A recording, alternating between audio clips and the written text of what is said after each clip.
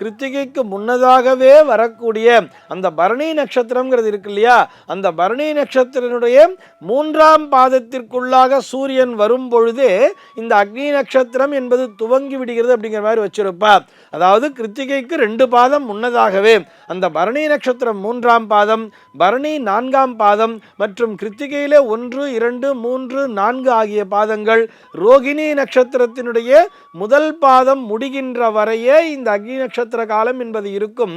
ரோகிணி 2இல் சூரியனானவர் நுழையும் பொழுது அக்னி நட்சத்திர காலம் என்பது முடிந்து விட்டது அப்படிங்கிற மாதிரி வச்சிருப்பார். முன்னாடி 2 பாதம், பின்னாடி 1 பாதம், அந்த கிருத்திகை முடிந்து அந்த 2வது பாதத்திற்குள்ளாக ரோகிணியினுடைய முதல் பாதத்தை கடந்து ரோகிணியினுடைய 2வது பாதத்திற்குள்ளாக சூரியன் நுழைகின்ற காலத்திலே இந்த கத்திரி வெயில் அப்படின்னு சொல்றோம் இல்லையா, இந்த அக்னி நட்சத்திர காலம் என்பது முடிவடைந்து விடுகிறது என்பது இதற்கான விதிமுறையாக வைத்திருக்கிறார்கள்.